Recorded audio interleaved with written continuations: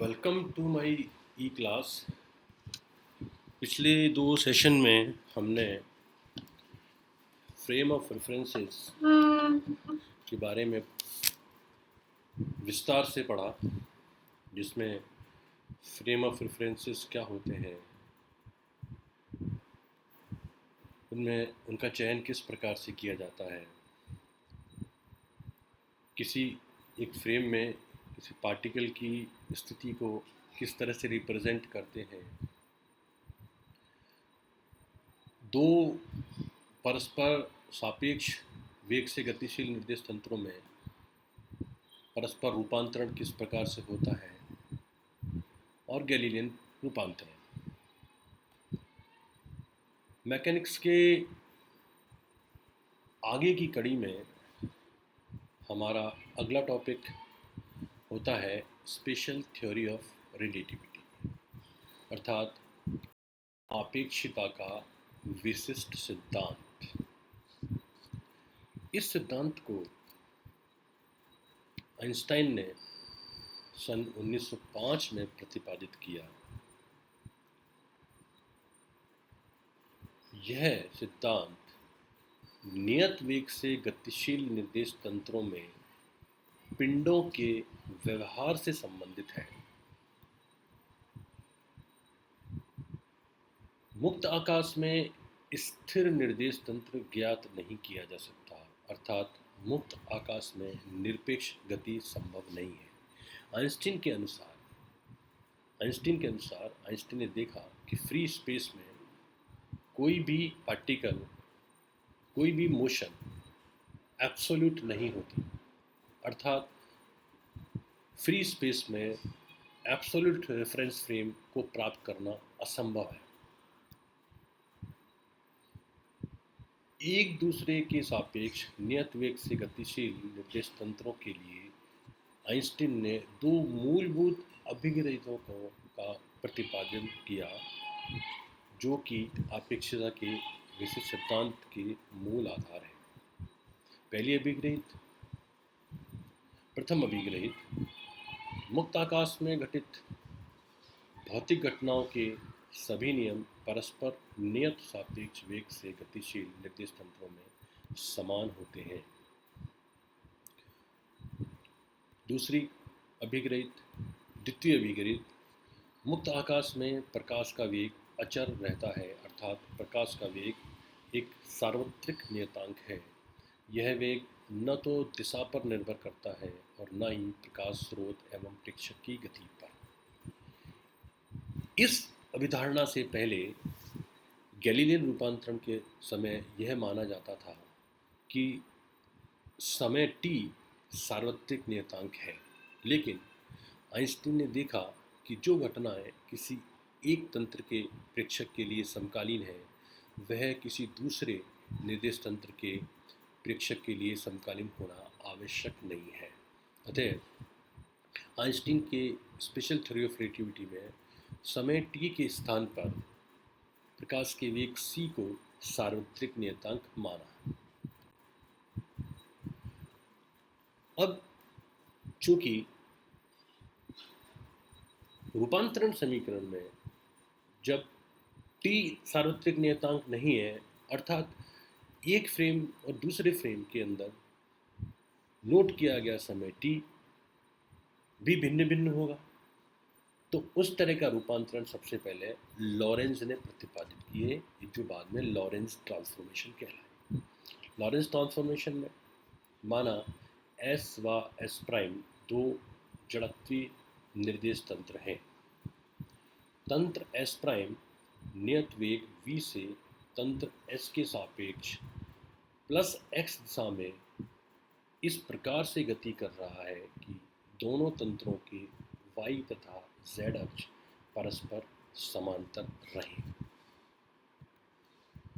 दोनों तंत्रों के प्रेक्षक, जो कि मूल बिंदु पर स्थित हैं, O और O प्राइम, वे समय t बराबर t डैश बराबर 0 पर संपाती हैं। माना किसी बिंदु के निर्देशांक तंत्र S व S प्राइम में क्रमशः x y z तथा x prime y prime z prime हैं। लॉरेंस ट्रांसफॉर्मेशन से एक्स वाई जेड टी तथा x prime y prime z prime t prime में संबंध स्थापित करते हैं। माना समय टी पर मूल बिंदु से एक प्रकाश पुंज उत्सर्जित होता है, जिससे प्रकाश मूल बिंदु के चारों ओर एक गोलीय तरंगाग्र के रूप में प्रकाश के वेग c से चारों दिशाओं में फैलता है। आपेक्षिकता की अभिग्रहित के अनुसार यह तंत्र s प्राइम के चारों ओर भी वेग c से ही गोली तरंगाग्र के रूप में गति करता प्रतीत होगा। इसका ज्यामितीय निरूपण अगर हम देखें तो ये हमारा दोनों तंत्र हैं जो कि प्रारंभ में अर्थात t बराबर 0 पे ओवरलैप्ड हैं, संपाती हैं। तीनों के अक्ष, दोनों निर्दिष्ट तंत्रों के अक्ष x, y, z, x prime, y prime और z प्राइम और मूल बिंदु पर दोनों निर्दिष्ट तंत्रों के परीक्षक स्थित हैं O और O प्राइम। यदि समय t बराबर 0 पर यहाँ मूल बिंदु से एक प्रकाश का पुंज उत्सर्जित होता है तो वह इन तंत्रों के चारों ओर, मूल बिंदु के चारों ओर प्रकाश के वेग c से इस तरह से गोली तरंगाग्र के रूप में गति करता है। अब जैसे ही प्रकाश का पुंज मूल बिंदु से उत्सर्जित होता है, ठीक उसी समय तंत्र S प्राइम तंत्र S के सापेक्ष नियत वेग v से x दिशा में गति करना प्रारंभ कर देता है। किसी समय t पर दोनों अक्षों की ज्यामिति इस प्रकार से है। समय t पर ये s प्राइम और ये s अक्ष, ये दोनों एक दूसरे से कुछ दूरी पर स्थित हैं और प्रकाश की पुंज जो कि O से उत्सर्जित होकर बिंदु P पर पहुंचती है, उस प्रकाश की पुंज को बिंदु P तक पहुंचने में लगा समय तंत्र S के ऑब्जर्वर के द्वारा t नोट किया जाता है, अर्थात t equals to OP divided by C, and this is equals to x square plus y square plus z square within under root divided by C और x square plus y square plus z square minus c square t square बराबर 0। समीकरण number 1। प्रकाश की पुंज के बिंदु P तक पहुंचने में लिए गए समय को S प्राइम तंत्र के ऑब्जर्वर के द्वारा समय नोट किया जाता है t प्राइम। अतः इसी तरह से t prime will be equals to O prime P divided by C, and this is equals to x prime square plus y prime square plus z prime square within under root divided by C और x prime square plus y prime square plus z prime square minus c square t prime square equals to 0। समीकरण number 2। क्योंकि समीकरण 1 व 2 एक ही घटना के लिए दो अलग अलग तंत्रों में लिए गए प्रेक्षणों से प्राप्त समीकरण हैं, अतः उक्त समीकरणों की वैधता के लिए तंत्र S व S' के निर्देशांकों का परस्पर रूपांतरण हो जाना चाहिए। अर्थात सभी जड़त्वीय निर्दिष्ट तंत्रों में x prime square plus y prime square plus z prime square minus c square t prime square का मान अचर होना चाहिए, अर्थात ये प्रतिबंध that is x square plus y square plus z square minus c square t square equals to x prime square plus y prime square plus z prime square minus c square t prime square equals to 0। ये प्रतिबंध, यह relation satisfied होना चाहिए। चूँकि निर्देश तंत्रों की सापेक्षिक गति केवल x दिशा में है, अतः हम y prime equals to y और z prime equals to z लें तो समीकरण नंबर 3 से x square minus c square t square equals to x prime square minus c square t prime square equals to 0। समीकरण number 4। लेकिन Galilean रूपांतरण से x prime equals to x minus v t और t prime equals to t, अतः x prime square minus c square t square equals to x minus v t. ये हो गया x prime की value x minus v t का square minus of c square t square. इसको expand करें तो x square minus c square t square plus v square t square minus twice x v T,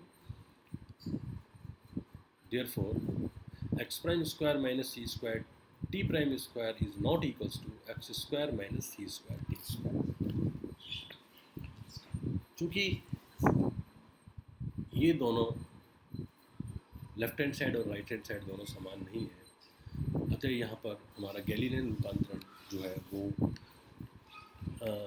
पर्याप्त नहीं है इस तरह की रूपांतरण समीकरण को स्थापित करने के लिए। अतः उक्त समीकरण, क्योंकि उक्त समीकरण में v square t square minus twice x v t का एक अतिरिक्त पद है, अतः गैलीलियन रूपांतरण द्वारा व्यक्त प्रतिबंध का पालन नहीं होता है। तो इस रूपांतरण को आइंस्टीन के अपेक्षता के विशेष सिद्धांत की इन अभिग्रहितों को वैध करने के लिए हम एक भिन्न प्रकार के रूपांतरण की कल्पना करते हैं। किस तरह से रूपांतरण होगा वो हम अगली कक्षा में देखेंगे।